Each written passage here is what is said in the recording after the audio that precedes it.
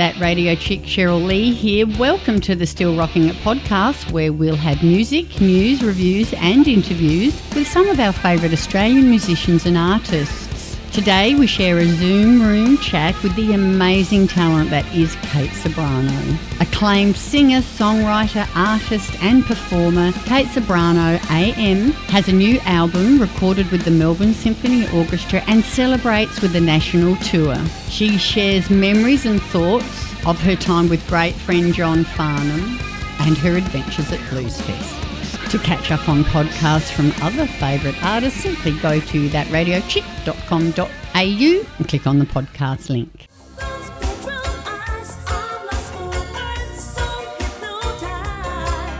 We've got some very exciting news, which is the accumulation of a 4-decade career to share with you shortly. But if we may, can I introduce you to Catherine Yvette Ceberano? And we have a little look back at some of the defining moments that has brought you to this fabulous new album. Welcome to the Zoom room, Kate. Hi. I like the full use of my name. It seems only fair after 40 years. I've earned my name. You have. It's almost like Kate Yvette Ceberano. This is your life. Exactly. We have got some great news to share shortly, but if we may go backwards a little bit before we go forwards, I thought we would touch on some of those moments throughout your career that has brought you to where you are today. Go for it. The first time I saw you was back in 1987 at the Australian Made Tour with I'm Talking. Yeah, in Adelaide, and I think New Year's Day. It was as hot as all hell, and you gave the performance of a lifetime. And I think that's where I know I and a lot of Adelaide people fell in love with Kate Ceberano. You've probably got some amazing memories from that tour. I do. First of all, I guess people know it now, or maybe they don't, but I had had several other bands before having joined I'm Talking, and I only joined them at the age of 16. So I was such a young bloomer compared to a lot of other people in rock and roll, I guess, or not. Maybe back then it was probably more acceptable that a kid would go out and get work in their teens, more so than it is today. I think we've become a lot more scholarly and perhaps have higher expectations of how our children are meant to tick every box. But back then it was sort of a rite of passage. If you were going to leave school and you were going to join a band, then you better get on the road and start earning your keep. And I was. I had like 4 or 5 gigs a week at the age of 14 and 15. In other words, I was a seasoned veteran by the time we got to Australian Made. At least that's what I thought. But when I compared myself to the artists that were on the stage, at times I felt a little bit of an early bloomer and maybe somewhat a bit green, because with Chrissy Amphlett on the stage, the models were there as well, and of course Michael Hutchence and Jimmy Barnes, just to name a few. These guys had already been in very, very successful and long-standing careers with the Australian audiences, and they'd all been touring sort of for the last 15 years before then. So it was pretty lovely to get there as a teenager and feel that power. The last time I saw you was last year at Bluesfest. That was an amazing experience. I really loved that. Like, I feel, and I might be putting myself forward by telling you this, but I reckon I'm wholly underestimated as a musician. And I say that because people, they create their own stories. You know, you fit a certain part of the whole scene. And Australians are particularly naughty at this. If you don't fit their description of you, they'd rather just diminish your meaning for them. And I mean, it's a personal thing. And there's no way you can take them over and change their point of view about you. It's blindsided. So being here now at 40 years after, and when you get to do a bit of an experience like that, where the Bluesfest will finally have you, I've never been invited. I felt vindicated, but I was saddened by it as well, because I felt like I was trying to prove something. And instead of relaxing and just being a musician, which I've done and been, I felt like I was on the stage in order to prove some sort of point, which didn't need proving. No, it's kind of bittersweet, isn't it? It's a bittersweet sort of victory. Well, hubby and I rode our Harley from Adelaide to see you in Bluesfest and back. Love that so much. Actually, as I see in the back, you have a guitar, a beautifully painted guitar on the Zoom. I've just received, because I love painting guitars, as you might know, and I like, it's like a shrine of guitars in my house. I just love guitarists. I shall have to show you when next we speak and we're on a visual thing. I can show you. I've just done a limited edition range of guitars for Fender that you will love. I definitely want to see that next time. You are listening to Still Rocking It, the podcast with Cheryl Lee. Back to speak some more with Kate shortly, but I think we'll have a song from the Bear Witness album by I'm Talking, one of the bonus tracks on the limited edition, Love Don't Live Here Anymore.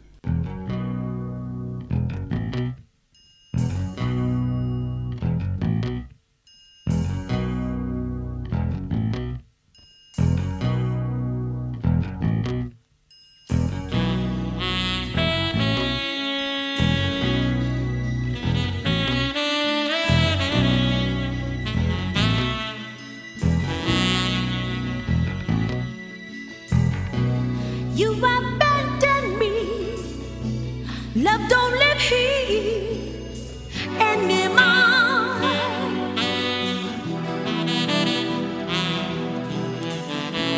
Just a vacancy. Love don't live here anymore.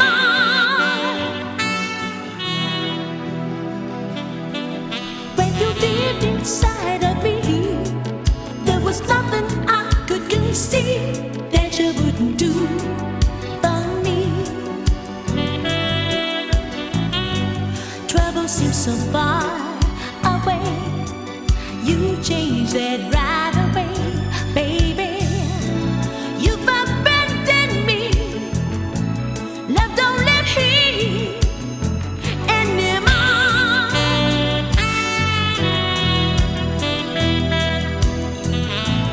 Just a vacancy. Love don't live here anymore. Oh, no, no,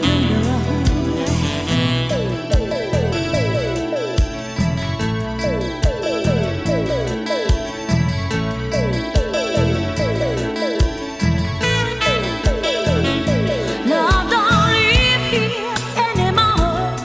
It's just emptiness and memories of what we had before.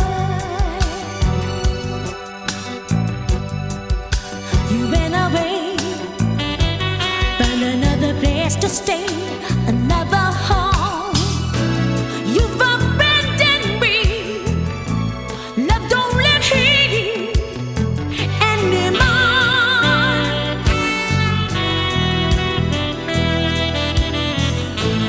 Just a vacancy, babe.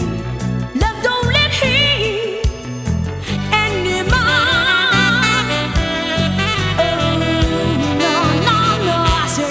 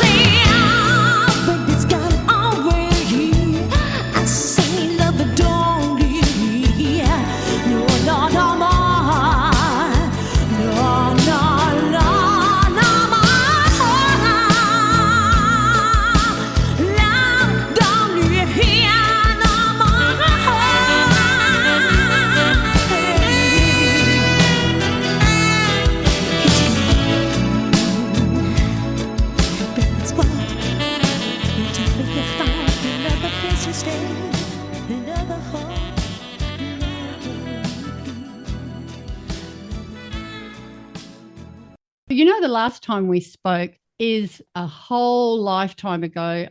We spoke back in 2019, just before the Fringe and just before the whole world exploded and became a whole new world. That's right. One of the saddest moments of my life, really, like the saddest, was the day that we were doing the last concert and we were on the grounds of the Fringe. I was the last official concert to play before the shutdown of all states across Australia. And I remember everyone in the house was so sad and so scared. I felt like I was on the prow of a ship that was going down and we were going down together. I'll never forget that awful feeling. I'll hold it because it makes being liberated from it so much sweeter, because that was just a sickly, awful feeling. I knew I had a job to do, which was to try to keep people connected in their grief or in their trauma of that moment, but it just all just sounded just too much. It was too hard. And as we exited the stage, I just burst into tears because basically all of the staff had left. The whole of the grounds were vacant. We were suddenly in a ghost town and it was to be that way for an unspecified amount of time. And I just couldn't stop crying. It was a terrible time, obviously, for so many people, but you didn't sit on your laurels. You kept working. The guitar painting was one side of it. And then there's a brand new album just come out. But as I said, I'd like to touch on some of the amazing things that you've done throughout your journey, because I think, like you say, maybe as punters, we've forgotten a little bit about how amazing Kate Ceberano is. Oh, honey, that is the kindest thing. I went and saw John Farnham's documentary last night. And, you know, it's not for us to tell that story, the artist. It's just for us to survive it. And then one day someone will tell the story and it will be of use to someone else, and they'll learn from your trials and they'll learn what to do and what not to do, you know. But in the meantime, people like John, or myself for that matter, we're so driven by the next gig. Like, what next? You know, the excitement of doing something that could be different from yesterday and start all over again. I feel as though we're like, is it the luge? Is that thing in the Olympics where they rub out their tracks? I feel like John and I have been running backwards, rubbing out tracks to start new ones. Still Rocking It podcast with that radio chick, Cheryl Lee. Out of mind, out of sight, the models will learn why this is such a significant track for Kate after this.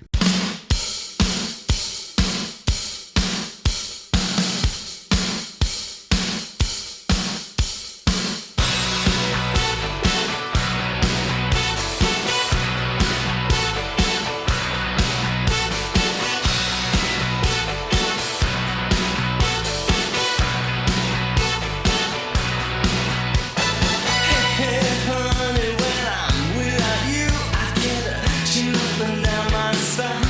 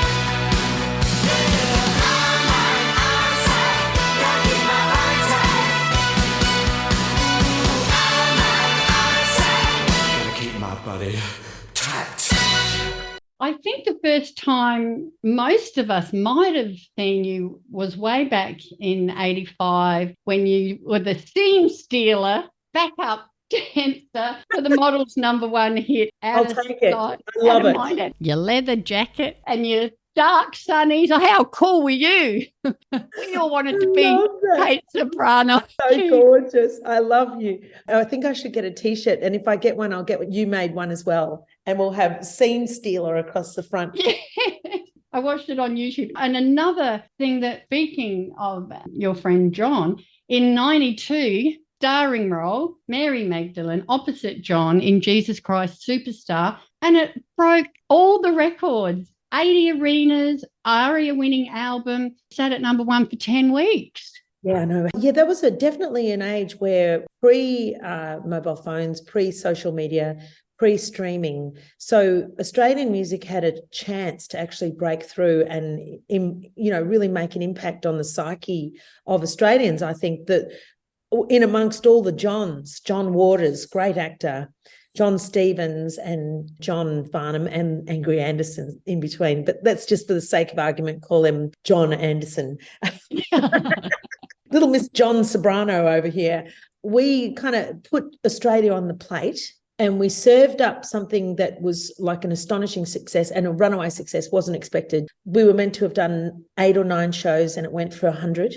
And like you say, award-winning records, and set off other people's careers into spaces like Hirschfelder went on to winning Academy Awards for his soundtracks after he did that. And I think the main thing for me was that it was like being in a large circus tent and all the ends were finally tampered down and we'd kind of set ourselves a position in the history of Australian music that couldn't be undone. And it was a phenomenal feeling. It can't be undone. Here we are. Is that 30 years later and I still play those songs regularly on the radio all the time. Well, working with Tim Rice, there's a reason why you love it and there's a reason why I was enamoured. In fact, I wanted to do it because I saw Marsha Hines do it when I was 8.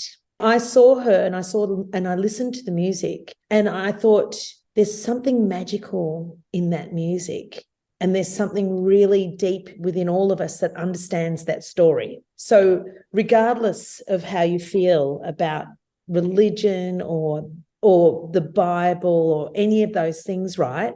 Regardless of how you feel, if you're a human, you'll understand what it is to love. You'll understand what it is to be betrayed.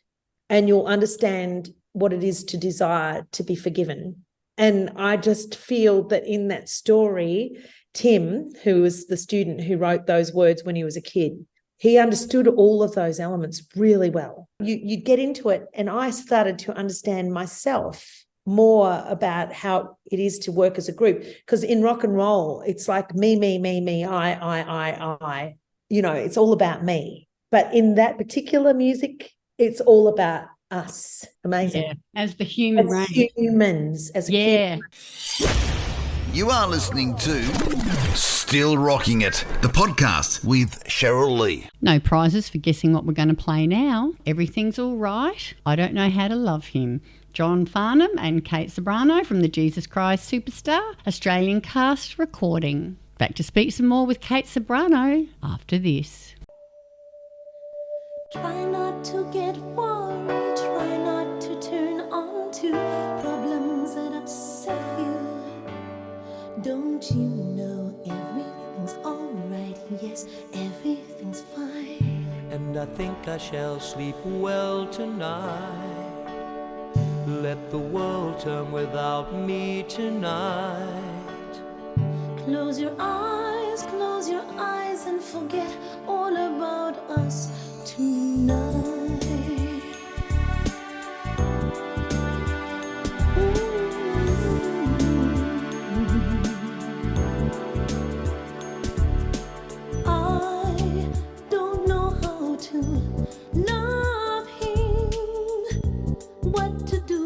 How to move him. I've been changed, yes, really changed. In these past few days, when I've seen myself, I seem like someone else.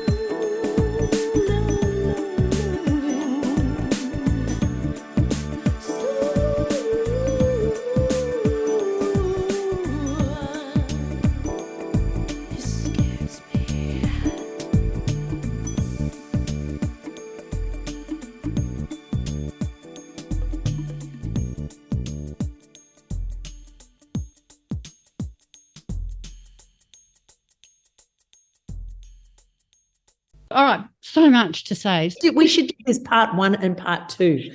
I just need a big red book. You do. You need the red book, but we're definitely going to get those T-shirts, doll. 93, you won the most popular music video for Everything's All Right. And in 98, Pash was your first album with your songwriting credits on every track. Congratulations. Yeah. Was that the first one? That's amazing. Interesting because, again, you know, if you were looking at psychotrauma, right? What does a person do generally? They go back to the place where they fixed it and they'll know forever after that. When I wrote Pash, I was fixing something in me that I thought was broken. And again, I look at John Farnham's documentary. He thought he would never, ever rise above Sadie, the cleaning lady. He thought he was going to be forever broken and never allowed the opportunity to rock and roll like his peers because he was just so kind and good, right? And everyone deserves a chance to rock and roll. Like everyone deserves a chance to ride a Harley, right? That year, actually, I remember because it was just shortly after that, I got my motorbike license and had to give it up because I was pregnant when I got my license. And I was thinking, this diesel is making me so sick. I think I'm allergic to it. So I couldn't give it up. So consequently, I don't have it now, but gee, I'd love to have it again. Point is this, Pash set a precedent for me as a writer where I thought I will be a singer for the rest of my life, but if I don't write something soon, people will never know how I think. They know how I sound, but they don't know how I think. And that's why this album now has been so important because I chose the songs on the album because it celebrates, I think, how I think about my life and how I'm a dreamer. And I follow my dreams and I want them to sound like they do in the movies. So every time I want a song to start, I want to go to that place in the film in my life where I see myself either in love or trying to solve something or, coming of age. I think that's what this album is actually all about. And I think it's very tethered to that moment you just mentioned there with Pash, when I first had in my hands at least the products of my thoughts. Amazing. Still Rocking It podcast with that radio chick, Cheryl Lee. I think we better play that song now. That means so much to Kate, Pash. This version is from the True Romantics, the Best of Kate Ceberano album. You will have to buy the new album, My Life is a Symphony, to hear the version with the full symphony orchestra. Back to finish up the chat with Kate after this.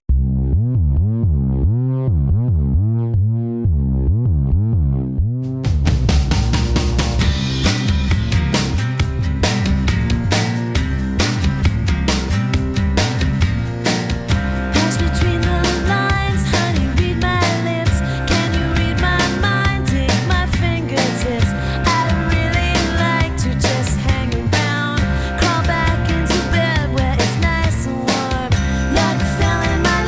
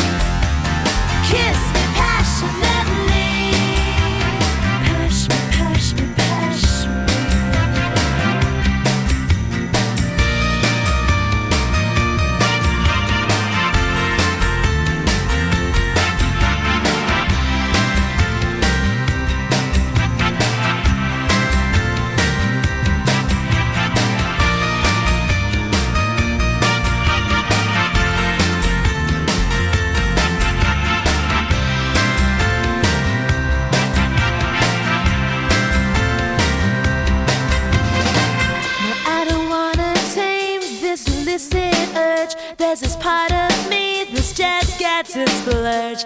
I really like to just hang around. Come back into bed, babe, turn off the phone. Passionate kisses. Kiss me, kiss me, kiss me.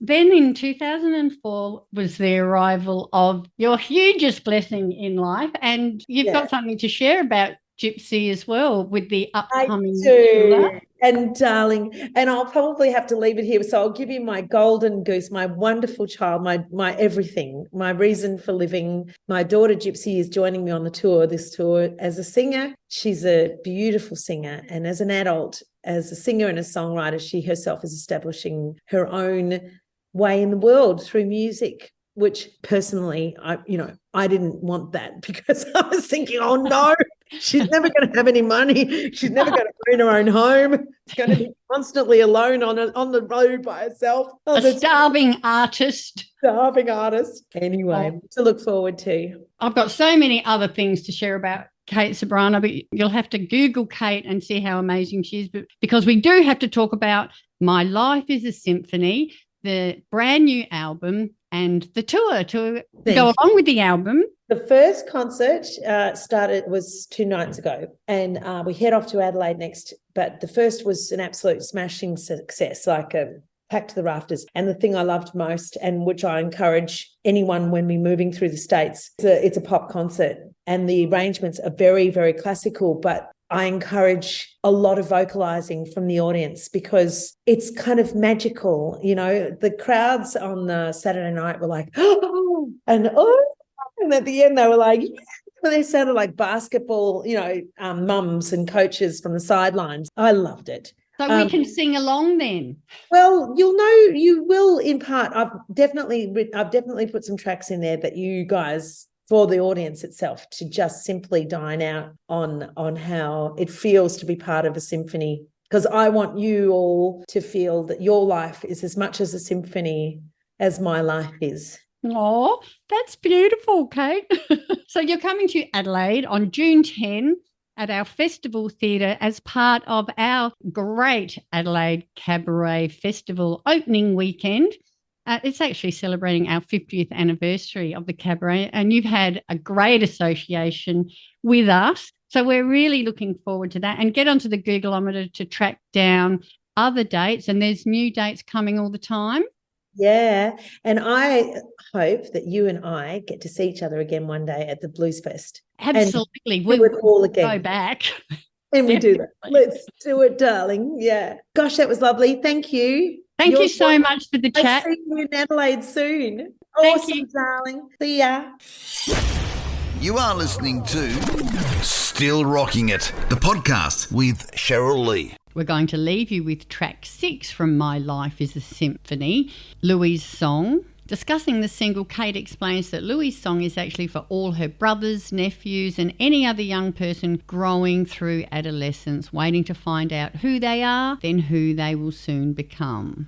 Kate grew up listening to her brother learning guitar in the next room. It was cool. It was a comfort for her to fall asleep to. Louie reminds Kate of Uncle Phil Ceberano, who is now a husband and a dad to 2 very awesome kids, and he has kept listening to his choir and living his song.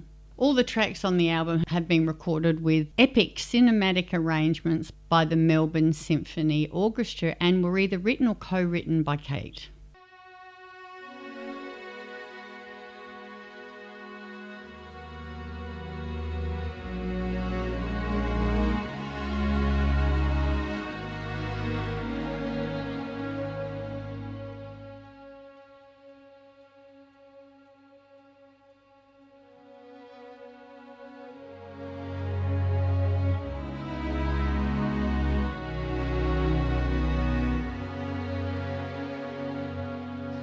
Listen to you play out in your room. Music can say more than 1,000 words. You seem to tell me more in your own way, the depth of your emotion and your inner thoughts. And I know it's gonna be harder for you than for me. Let me tell you something, Louis, your life has just begun, and your song is about to be written. Keep on listening to your choir, and let your song sing, let your song ring. I hope this life brings to you everything just by being and by knowing the song is you. I held you in my arms like a baby. Innocence is all that it's cracked up to be. You're gonna make your right and wrongs, gonna burn it all, break your heart and fall down on your knees, watching you become a man, struggling to define exactly who you are. Louis, your life has just begun, and your song is about to be written. So keep on listening to your choir, and let your song sing, let your song